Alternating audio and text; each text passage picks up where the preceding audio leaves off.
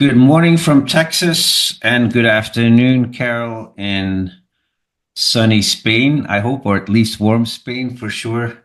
I'm here with the great Carol Velandia, and we will be talking about expanding language access, leadership, and the future of Vamos Juntos this morning. Carol, why don't you go ahead and introduce yourself to our audience? Well, good morning, Stefan, from sunny Spain. And of course, I put my Texas shirt today to honor this moment. And my name is Carol Velandia. I am the founder and CEO of Equal Access Language Services. And I created my company with the vision of expanding language access in the world, really, and preventing language-based discrimination. I'm also a flamenco lover. That is why I'm here in Spain. Yeah, Which is like learning another language, right? And yeah. actually, my knowledge of learning languages is what makes me feel more patient about myself and learning flamenco because it's an incredibly difficult dance. And yes, that's everything about me right now. All right, good. Let's talk a little bit about Vamos Juntos right away. You know, it's one of my favorite conferences every year, and it allows me to travel in South America to regions that I haven't been. I went to Peru, the Peru one 2 years ago. I did Mexico City, and now there's a really exciting one coming up at the beginning of 2026 in Buenos Aires. What inspired you to join the Vamos Juntos board, and why now? Yes. Well, I am a new member of Vamos Juntos, a new board member. And what inspired me really was the leadership that's currently in Vamos Juntos and the vision of the organization. They really have a very global vision. And of course, it's focused in Latin America. But the fact that my values with language access seem to fit into their larger vision really was encouraging. So it was like a natural progression of what I aim to do, which is really expanding knowledge and understanding of language accessibility. And Juntos, I think, offers me that platform as well. Yeah, it's so nice to see that the language industry in South America is really crystallizing around this organization. There's so many people that are involved with it. Charles Campbell is kind of the person that kicked this off a couple of years ago, I believe, and it's really coming together. You can really see every edition of the conference. It feels like the crowd of people within the translation industry is getting closer together in South America, and I think that's a really important thing. What does being part of the board mean for you personally and professionally, if I may ask that real quick? Sure. Well, personally, it represents the fulfilling the why I began my work with language access, right? That is the first thing. And I see a great opportunity to really shape the future of the industry because I really want to expand that message and underscore the fact that language accessibility is not just a US based issue, it's a global thing. Yeah, I was just going to ask you, every member of the board probably brings their own piece of the puzzle. And what are you envisioning contributing to the Vamos Juntos effort? Certainly. Well, I have a combination of professions and experiences. Like I'm a social worker, I'm also an entrepreneur, and I have delved into cultural intelligence. So the focus that I have will help ensure that all the strategic decisions have that aspect of systemic advocacy without becoming just an advocacy organization, but it has that focus because it has become very clear in the recent months that advocacy for certain rights like language access is key. So it allows me to bring that into focus there. Awesome. That sounds like a really novel goal. Vamos Juntos is in Buenos Aires. You probably have been to Buenos Aires. I have not. So I should ask you what excites you the most about the conference being in Buenos Aires next year. Well, besides the barbecue, the Argentinian barbecue, and many things. I mean, it is a very culturally rich city, Buenos Aires. I have been there. I had the fortune to visit actually Cordoba and Buenos Aires. I visited Cordoba a few years ago actually to talk about language access and trying to make it relevant in Buenos Aires and in Argentina, and discovered the linguistic diversity of Argentina. So actually, one of the countries that took my own framework about language accessibility being a US issue was my experience in Argentina, because I realized, oh my God, all the indigenous languages here, et cetera, et cetera. So the cultural richness of the city, the linguistic diversity, and the fact that we have amazing speakers lined up. Well, we don't have a full lineup, and in fact, I would like to invite people to submit their proposals to speak at Buenos Aires, but we have Natalie Kelly, who is currently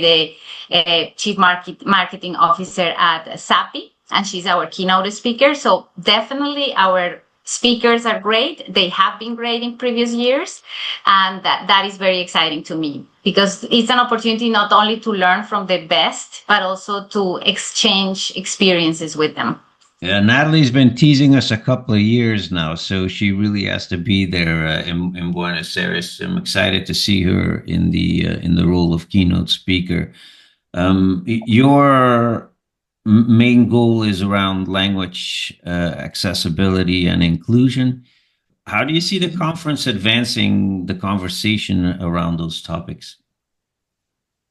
Well, I believe that we have the potential of bringing together people in advocacy role, people in policy, also interpreters, translators, and of course, people in the industry, right? And this is from all across Americas, not just the United States.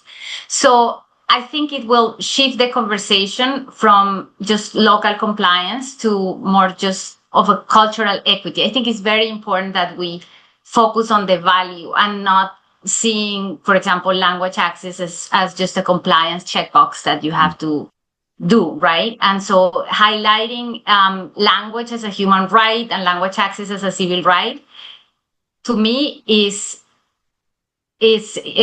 key. Okay.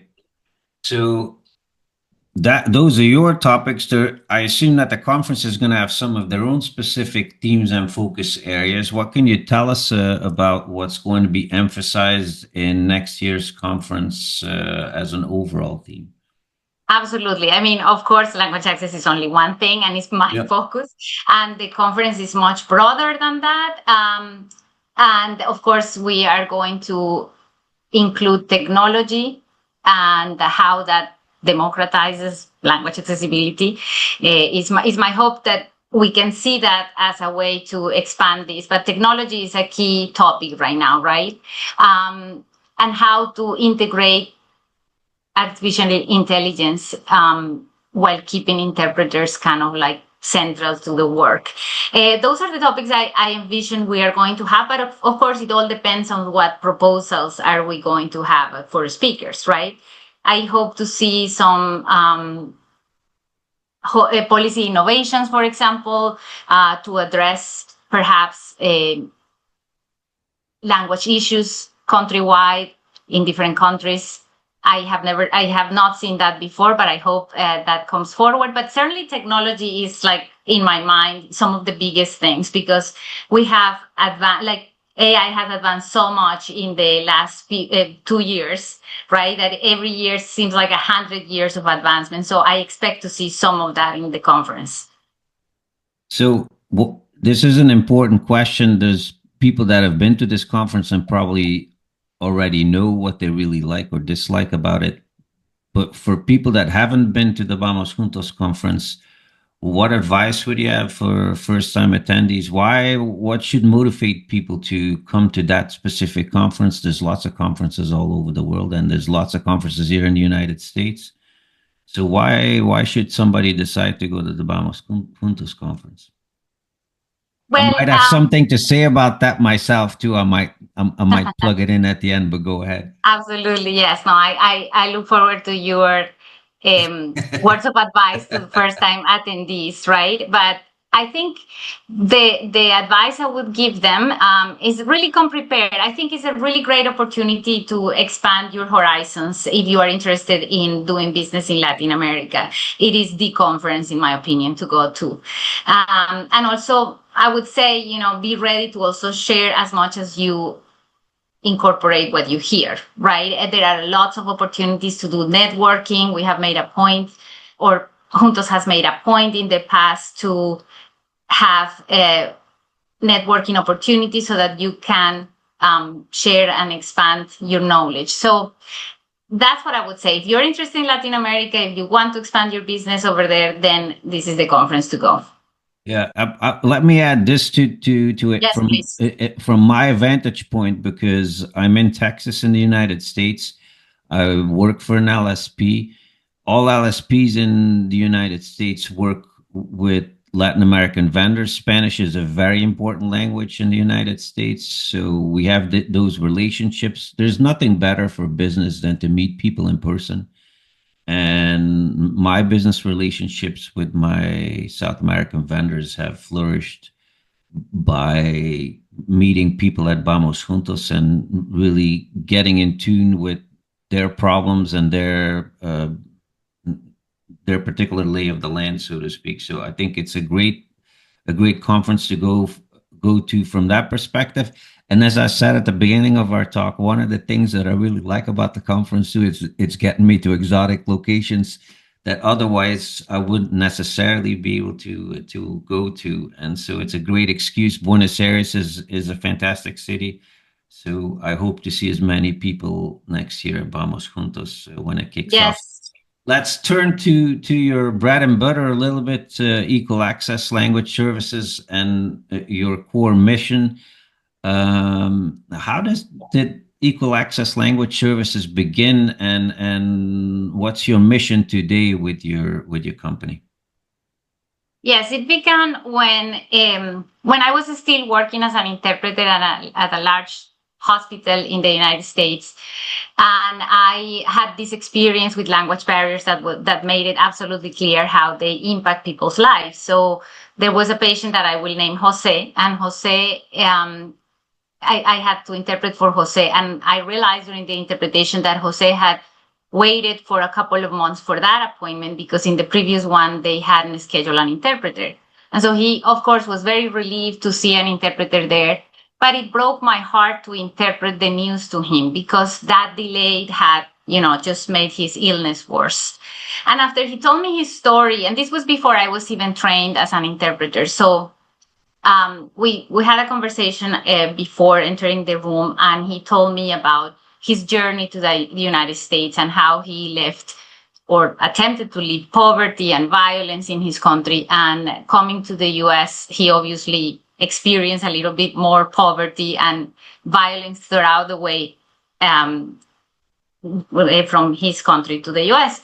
And then he gets sick, right? And his main hope by coming to the US was to be able to support his family. I mean, save his own life because he was threatened by the gangs, and support his family from the US. And he gets sick and he can't work. And so it made me think like, oh my God, health is our most important asset. I think nobody can argue with that fact.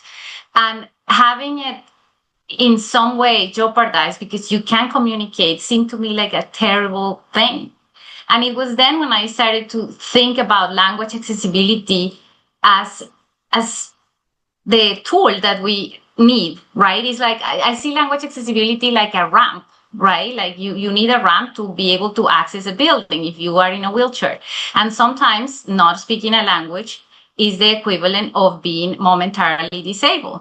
And so I equate the two things, and I understand that we need to raise awareness around this, and that's how I created Equal Access Language Services. And the second part of your question was, what's the mission today? Yeah. And so my mission is to help people see that language access is all about accessibility, like it says in the name, right? It's not about just it's not a disconnected service that's called interpretation and translation. No, it's a part of allowing a person to have effective communication and accessibility, just the same as a ramp. And I hope people think in those terms when it comes to language access. What are the main challenges you think that organizations face when they're trying to deliver equitable language access? Well, the challenge is that they view this either as a charity, right? And we see it in the newest executive order that it's seen almost as a favor that you do. And I think that's a challenge because we need to overcome that vision. Again, just imagine a ramp. You wouldn't say in any way that is a charity. It's just accessibility, right? So they view language access as a cost instead of an investment. They also don't have a clear understanding of the impact of those barriers. And I mean the financial impact as well as the human impact. There is, of course, a human impact as I described with Jose's stories, but there is also a financial impact. Let's say in healthcare, we waste billions of dollars every year because of communication errors. So I think that's another challenge, this lack of understanding of the connection between lack of language access and wasteful spending. And the other challenge is that there is a big reliance on untrained bilingual staff members or even children sometimes instead of professionals. And I think those are the main challenges organizations face. Yeah. Do you see any new opportunities emerging in that language services space specifically? Well, I actually think that the policy changes that have occurred in the US represent an opportunity for us all to reconceive language accessibility and understand that. So let me describe what happened when we had change in policy in the US that sort of dismantled language accessibility. The reaction was like, oh my God, we had this rug and it was pulled from under us. So recognizing that we had that rug, right, and that it's important, I think is an opportunity for us to keep working at it. And so now is the time, actually, to emphasize why language access is important. And it represents an opportunity for us all. I have seen the people talking about this 10 times more than I used to see this. So combining our services, or rather integrating language accessibility as part of our core mission, is an opportunity for all businesses. Yeah, it's really interesting because when you and I talked about this a while ago, we were discussing how the US policy right now seems to be interpreted as a huge step back, but in a way, the US was leading the pack. Wouldn't you agree in language accessibility? Because in Europe, where I'm from originally, I know that language accessibility might not even be as readily available as it is in the United States right now. You're in Spain right this moment. Well, how can you contrast what's happening in the rest of the world around language accessibility and the US? It's kind of an interesting point, I think. Absolutely. I mean, the US did lead the change. I wish it would continue that way. And it led the charge because we had really good policies in place compared to, let's say, well, I won't speak for the entire Europe, but I would tell you that when I describe my profession here in Spain, most people think that I teach English or that I teach some other language, and the concept of language access is not even a common concept, right? Never mind the fact that if I go to the hospital, the maximum I might find is someone who speaks English.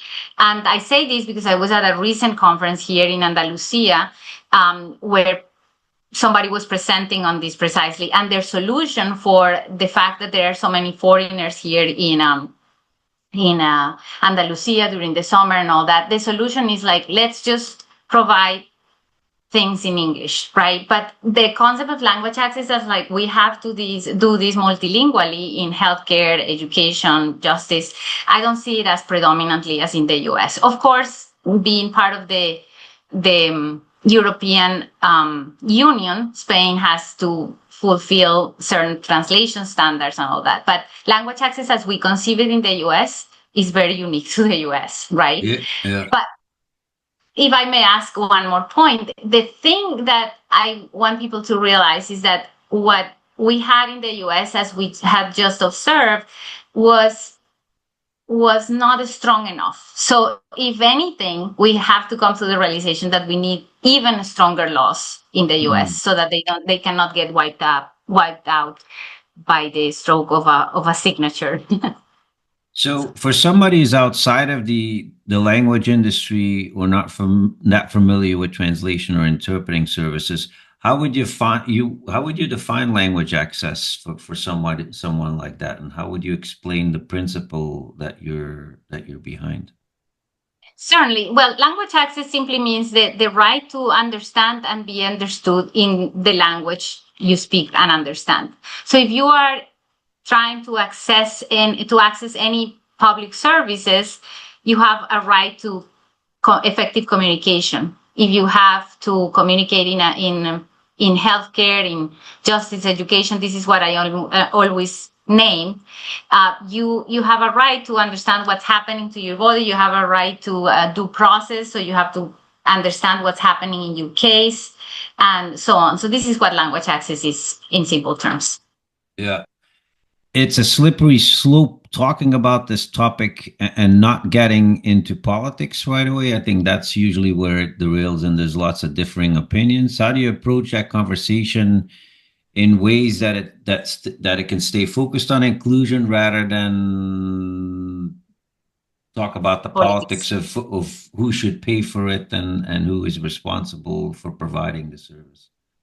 Yes, I think the best way is approaching language access as if it was a ramp. I don't think anybody can argue with that point. Like if you have, I think today we can discuss that ramps have benefit us all, right? Because even though they were thought for wheelchairs and wheelchair access, if you are, pushing a stroller, a ramp is beneficial to you. A person like my American dad, for example, who had a stroke and needed to, he couldn't climb steps, but he could certainly walk on a ramp.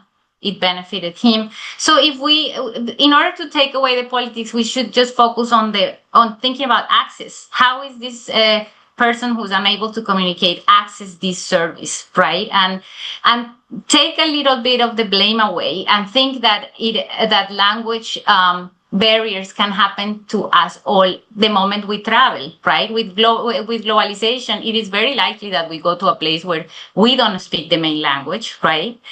And we should be able to still access healthcare and justice in those countries if we are to need them.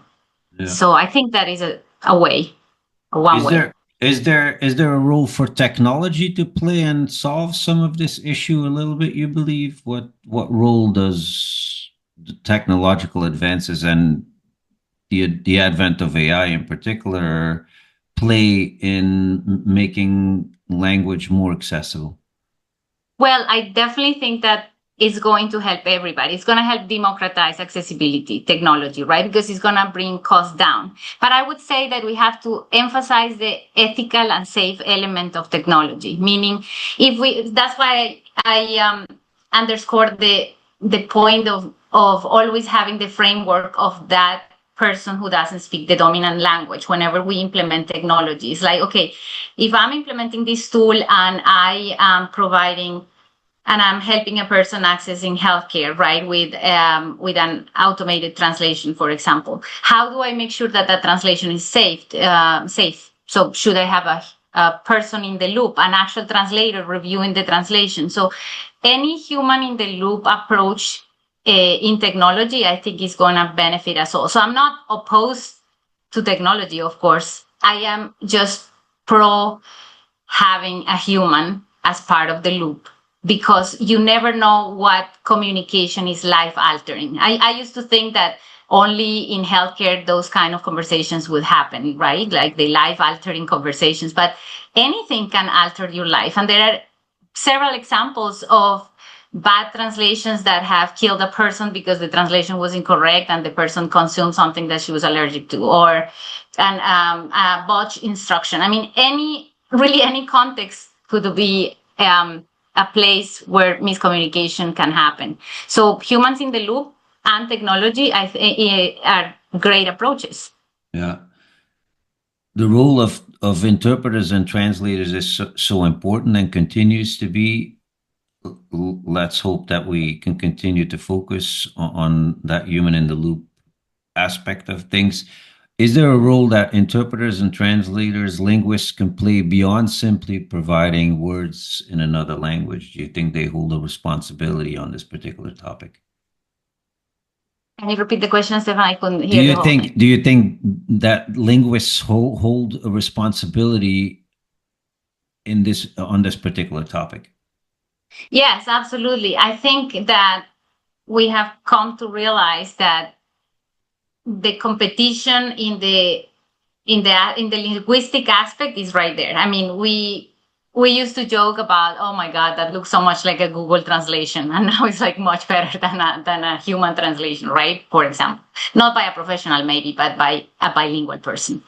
So I think we need to, again, shift focus. And I have been saying this ever since I created my company. If you want to be an effective interpreter, position yourself in the perspective of from the perspective of the limited English proficient, for example. How does that help you provide a better service? Not to say that we only work for the limited English proficient person, but to have a more comprehensive approach of how all the healthcare systems and justice systems should work, so that the outcomes of that person will have also an impact on the institutions as a whole. So I think that as interpreters and translators, we need to understand what is involved in language access and language justice, so that we can be more effective and have that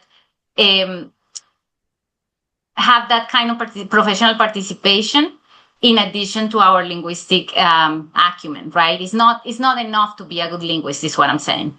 Mm-hmm. What are the biggest misconceptions around language access that you wish people would understand better?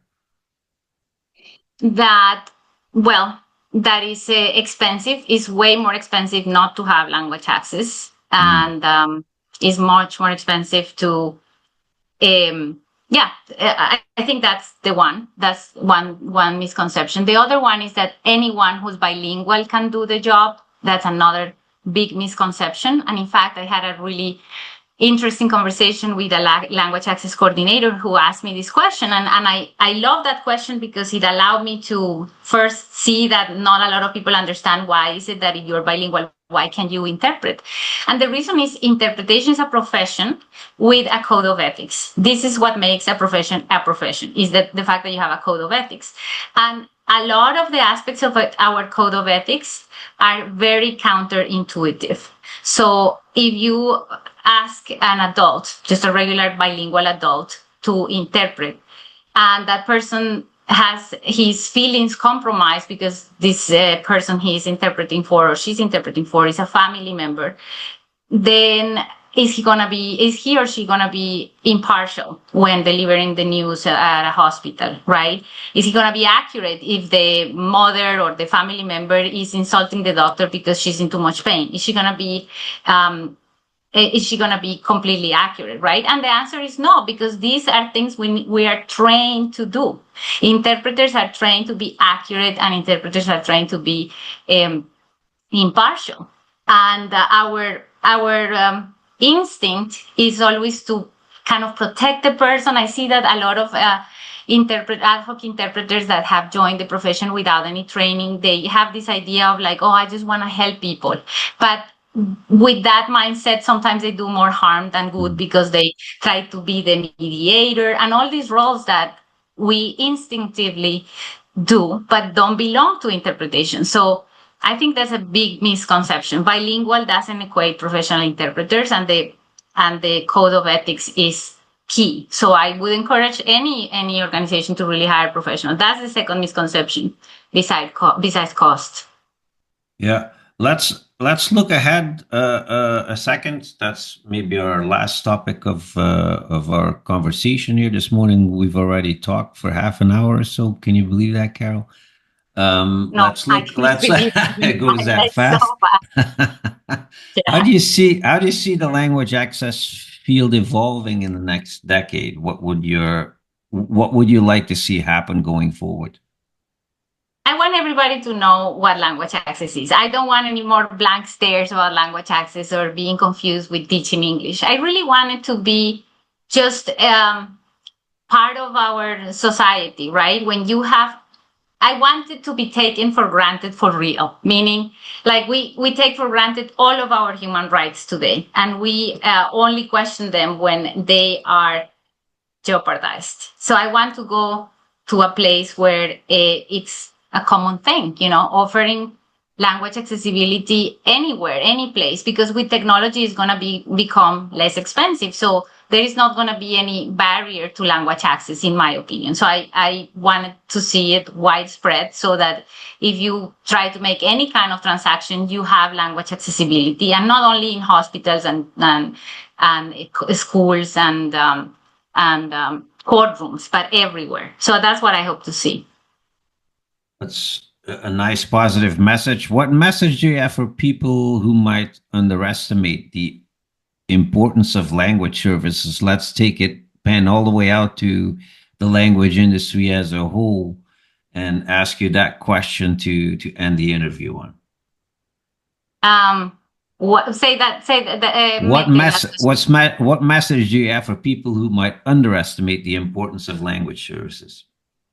That we all are providing language access services. That we just need to change the lens, to understand that we're already doing language accessibility, but we're not communicating it or selling it that way. We are selling it with a very narrow focus, and I think that if you're underestimating that, then you're missing out in a big opportunity. And if you allow me, Stefan, I also want to say that our role is also educate all sorts of professionals. Language access doesn't impact only language services, right? As we have discussed, every professional that's in public service should really understand their own role as part of the language access dynamic. They need to understand that they are part of that dyad where they don't understand the language of the other person. So it's not about only speaking the dominant language. It's about the person who speaks the dominant language to understand that they have a duty to communicate with the person in front of them, right? Whether you're a doctor, a lawyer, a nurse, whatever, you have that ethical duty to be able to communicate successfully. So it's not all about, oh my God, they didn't learn the language, even though they have been 26 years here. It's also about like, you still need to communicate with them because you're serving them. So you need to understand language access as that tool. Awesome. Carol, thank you so very much for your advocacy and everything you do for language accessibility and the language industry in general. We really like this conversation this morning, and we hope you'll get some more voices to side with you and help you along on the journey. And we can't wait to see you in Buenos Aires at Vamos Juntos next year. Thank you so very much, and wish you a wonderful afternoon in Spain. Thank you, Stefan. Thank you, everybody. Bye.